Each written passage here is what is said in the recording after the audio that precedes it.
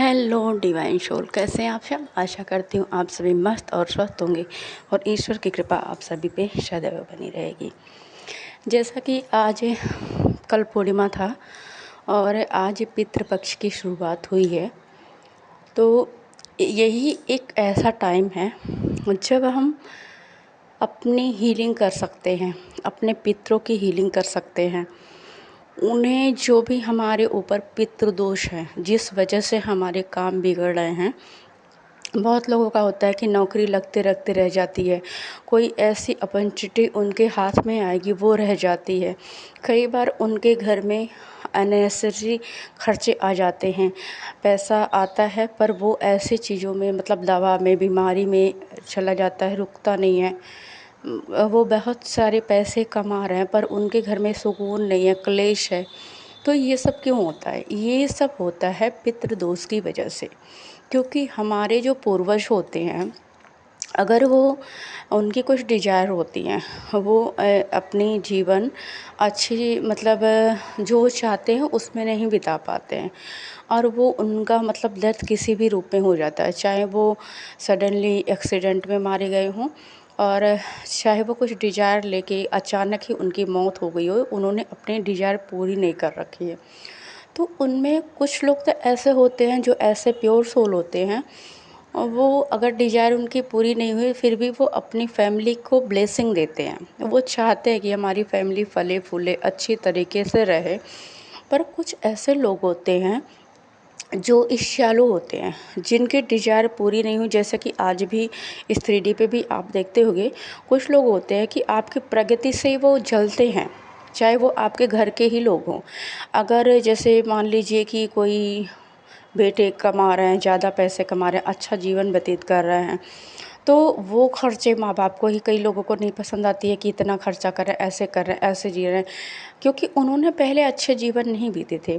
भाई बहन में भी ये चीज़ हो सकती है, आपके पड़ोसी में भी ये चीज़ हो सकती है, आपके जो मतलब डीएनए से रिलेटेड हैं, जो खूनी आपके ख़ानदान में जो रिश्ते जुड़े होते हैं, वो भी, उसमें भी ऐसे लोग हो सकते हैं जो आपकी प्रगति से खुश नहीं होते हैं, आपके खुशहाल जीवन देख के खुश नहीं होते हैं।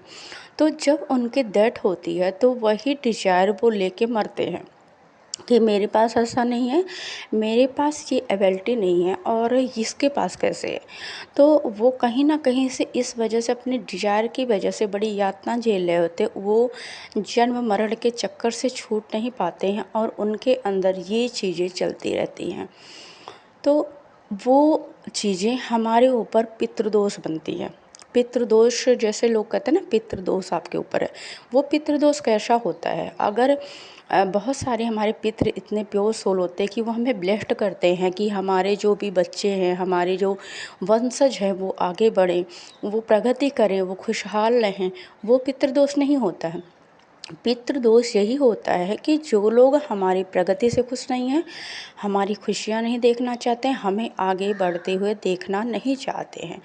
और कुछ ऐसा भी होता है कि कुछ उनके डिज़ायर होती हैं, कुछ लोग करना चाहते हैं आगे, वो नहीं कर पाते और वो उनके वंशज वो काम नहीं कर रहे होते हैं। तो इस वजह से भी उनकी आत्मा दुखी होती है।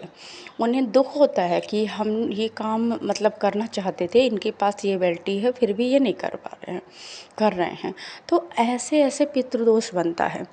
अब इसके निवारण के लिए हमें करना क्या है? अगर आपके भी घर में ऐसी चीज़ें हो रही हैं, आप अच्छा खासा धन कमा रहे हो, आपके पास पैसे की कमी नहीं है, फिर भी अब वो पैसे बीमारियों में जा रहे हैं, कोई ना कोई आए दिन बीमार पड़ रहा है बिना वजह अचानक ही, तो आपके ऊपर भी पितृदोष बनता है। और अगर आपके पास ऐसी है, आप पढ़े लिखे, सब कुछ आपके पास है, आपकी एबिलिटी भी है, आपकी नौकरी अचानक लगते लगते रुक जा रही है, आपके ऐसा हो रहा है कि आपके काम बनते बनते बिगड़ जा रहे हैं, अचानक से वो उस काम में बाधाएं आ रही है, कहीं से आपको नौकरी लगी वो छूट जा रही है, आपके बॉस ने आपको काम से निकाल दिया। तो कुछ ऐसे ऐसे काम होते हैं, या पढ़े लिखे आपकी पढ़ाई में बाधा आ रही है, तो समझ लो कि आपके ऊपर पितृदोष बन रहा है। अब ये ज़रूरी नहीं है कि वो आपके ही बाबा परदादा हों। पितृदोष मतलब होता है कि हमारे पूर्वजों से, जो हमारे डीएनए से रिलेटेड होते हैं, कोई भी हो सकता है। तो उनके निवारण के लिए हमें करना क्या है, इन 15 दिनों में जो आज पहला दिन है हमारे पितृपक्ष का, तो हमें सबसे पहले प्रार्थना करनी है। प्रार्थना क्या करनी है, आप जब भी अपने पूजा घर में जाओ या नहीं भी जा रहे हो, कहीं आप बैठ के 10 मिनट शांति के निकालो और ये प्रार्थना करो कि हमसे जाने अनजाने में जो भी गलतियां हो गई थी उसके लिए हमें माफ़ करें। हमारे जीवन में जो भी बाधाएं आ रही हैं, आपसे प्रार्थना है उसे दूर करें, हमें अपना आशीर्वाद दें। या जाने अनजाने में मैंने आपको कुछ बोल दिया हो, कुछ भला बुरा बोल दिया हो, मेरे शब्दों से आपको कोई कष्ट पहुंचा हो, तो उसके लिए मैं माफ़ी मांगता हूँ या मांगती हूँ। फिर बोलिए कि मेरे मन में अगर कोई विकार आपके लिए था और वो बर्डन आप लेके चल रहे हो, मैंने कभी अपशब्द बोले हों या आपने मुझे कभी कुछ कहा हो, वो बर्डन की वजह से आप खुद को माफ़ नहीं कर पा रहे हो, तो मैं उस चीज़ से आपको मुक्त करता हूँ, मैं आपको माफ़ करता हूँ। क्योंकि कुछ लोग ऐसे होते हैं कि जाने अनजाने में गलत कर देते हैं, फिर वो गिल्ट लेके अंत समय में मर जाते हैं, तो वो भी बहुत बड़ा पितृदोषी बनता है। वो उस चीज़ को ख़त्म करना चाहते हैं, हमसे सॉरी बोलना पर बोल नहीं पाते, तो वो कहीं ना कहीं उनका जो अंदर वो हानि की वो होती है वो हमारे जीवन पे इफ़ेक्ट करती है। तो आप भी माफ़ करना सीखिए उनको।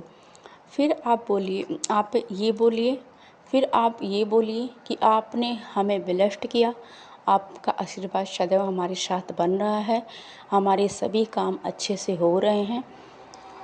इस चीज़ के लिए मैं आप सभी को धन्यवाद करता हूँ, धन्यवाद करता हूँ, धन्यवाद करता हूँ। ये बोलिए आप। उसके बाद आपको करना क्या है, हर दिन 2 रोटी आप गाय के लिए निकालिए, उसमें गुड़ डाल दीजिए या घी लगा दीजिए, उसे एक थोड़ा सा कुछ होना चाहिए वो निकाल दीजिए। 2 रोटी आप कुत्ते के लिए निकालिए, उसमें कुत्ते को जो रोटी आप देते हो उसमें सरसों का तेल लगा लीजिए और मीठा या कुछ मतलब मीठा दे दीजिए, गुड़ दे दीजिए या कुछ लेके उसको कुत्ते को 2 रोटी दे दीजिए। हर दिन अगले 15 दिन आप पक्षियों को दाना डालिए। आप चावल डाल सकते हो, आप रोटियां डाल सकते हो तोड़ तोड़ के, आप अपने छत पे कोई मतलब लाई जो होती है वो डाल सकते हो, कुछ भी पक्षियों को दाने के रूप में, चाहे गेहूँ डालिए और किसी एक बर्तन में हर दिन 15 दिन पानी रखना है। यह सुबह के टाइम आप कर लीजिए, हर सुबह आप ये कंटिन्यू ये बना लिए, पूजा से ज़्यादा फल इसमें होता है। क्योंकि ये 15 दिन जो पितृपक्ष का हमें दिया गया है, हमारे पितरों की हीलिंग करने के लिए ही दिया गया है और उनको मतलब जो भी दोष है उसके निवारण के लिए हमें ये 15 दिन दिया गया है। तो आप ये करिए, आप हर दिन 10 मिनट उनके लिए प्रार्थना करें, मेडिटेशन करें, जो भी मेडिटेशन करते हैं उनके लिए 10 मिनट, अगर आपके पास ज़्यादा टाइम नहीं है तो बस 10 मिनट करिए, वैसे कर सकते हैं, लंबा टाइम भी आप कर सकते हैं। आप उनकी हीलिंग के लिए मेडिटेशन करिए। बहुत सारे लोगों का ये होगा कि हमारे पितरों को तो बैठाया जा चुका है और उनका मतलब होता है कि हम उनके श्राद्ध वगैरह कर देते हैं, जो गया जी में जो भी होता है वो उनका मतलब चारों धाम यात्रा करके उन्हें बैठाया गया है। तो आपके डीएनए से जो लोग जुड़े होते हैं, वह ज़रूरी नहीं कि आप उनके लिए करें। या मान लीजिए कि किसी ऐसे लोग होते हैं, जैसे कि जब हम जाते हैं उसमें तो बहुत सारे लोगों के नाम लिए जाते हैं कि इनके नाम से किया गया, इनके कुछ लोग ऐसे होते हैं जिनकी मृत्यु हो जाती, अननेसेसरी याद भी नहीं रहता, उनकी मुक्ति नहीं हो पाती है उनकी कुछ डिजायर की वजह से। तो हमें ये चीज़ें करना है कि हम किसी को भी हीलिंग दे सकते हैं। अपने अराउंड में भी जिनके पितर, जो लोग नहीं ये चीज़ों पे बिलीव करते, नहीं करते हैं, हमारे पड़ोसी हैं, हमारे नियर वन हैं, हम ये चीज़ उनकी हीलिंग के भी लिए कर सकते हैं। क्योंकि हम अगर अर्थ पे आए हैं तो हमें कुछ तो करना चाहिए इस अर्थ पे लोगों को, मतलब जो फैल रही नेगेटिविटी उसे दूर करने के लिए। तो हम ये काम किसी के लिए भी कर सकते हैं और सभी को करना चाहिए।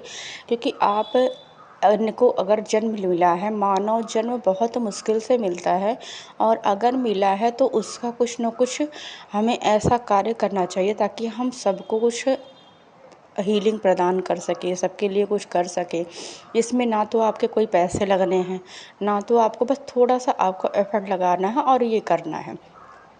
तो ये आपको 10 मिनट का, 15 मिनट का, आधे घंटे का, जैसा आपसे बन पड़े, जितना टाइम आपको हो सके उतने टाइम आप मेडिटेशन करिए। मेडिटेशन में अपने जो भी देवी देवता हों उनको आवाहन करके अपने पितरों का आवाहन करें और उनसे प्रार्थना करें।